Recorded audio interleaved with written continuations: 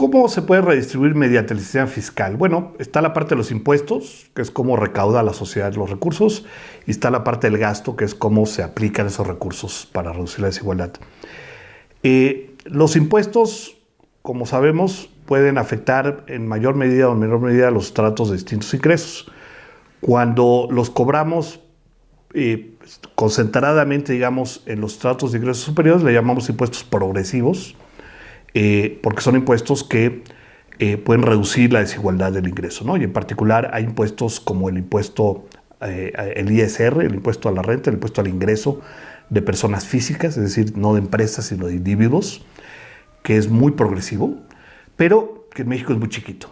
Tiene una participación muy pequeña del orden de 2% del PIB. En muchos otros países pues, es como del 10% del PIB, o del 8%, del 15%. Entonces, logramos cobrar bastante poco con ese impuesto. Ahí hay una oportunidad, digamos, de...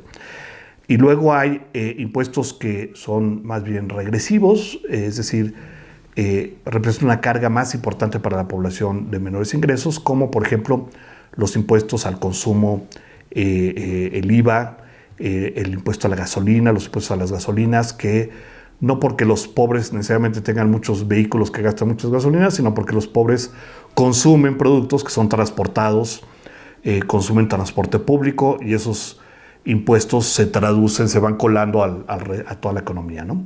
Entonces, es bien importante que pues, cuando diseñamos un sistema fiscal tomemos eso en cuenta. Ahora, habiendo dicho eso, en sociedades muy desiguales, la mejor manera de redistribuir, eso es fácil verlo una vez que uno analiza cómo funciona la redistribución fiscal, no es vía impuestos, es decir, no es teniendo sistemas fiscales particularmente progresivos. Es más bien teniendo sistemas fiscales particularmente recaudatorios, porque donde tú puedes afectar en forma mucho más importante la distribución del ingreso es vía el gasto público.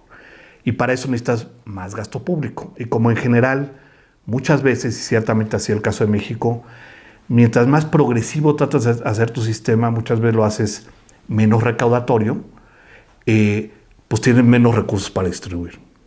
Por ejemplo, en México tenemos una cantidad importante de exenciones al IVA, alimentos, medicinas. Esas exenciones parecen muy buena idea porque pues, protegen el consumo pues, que para los pobres es muy importante, como alimentos y medicinas, o energéticos, por ejemplo, cuando se subsidiaba las gasolinas, ¿no? Sin embargo, en una sociedad muy desigual, esa manera de proteger a los pobres es muy ineficiente, básicamente porque por cada peso que nosotros le damos a un pobre por esa vía, es decir, perdonándole el impuesto al consumo, dada la distribución del ingreso en México, le damos 40 pesos a un rico, porque esa es la relación en el ingreso y el consumo de pobres y ricos. Es decir, por cada peso que gasta un pobre en México, el rico gasta 40 pesos, porque tiene 40 pesos más que el pobre, a pesar que el pobre gasta más como proporción de su ingreso que el rico. Hay una gran desigualdad en el consumo y por lo tanto cualquier manera de tratar de beneficiar a los estratos más pobres vía subsidios generalizados o exenciones fiscales generalizadas tiene un efecto sobre los pobres, pero es muy ineficiente.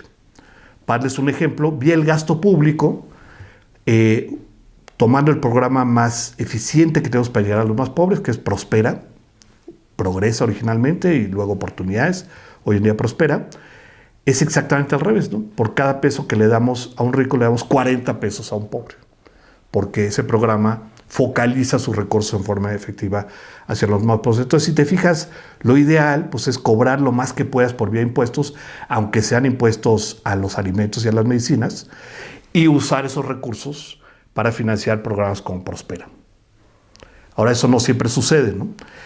Ahora, ¿cuáles son para ver la efectividad del gasto público? Es importante entender cómo funciona el gasto social, que es el instrumento principal que usan los gobiernos para reducir las desigualdades y proteger a la población más pobre.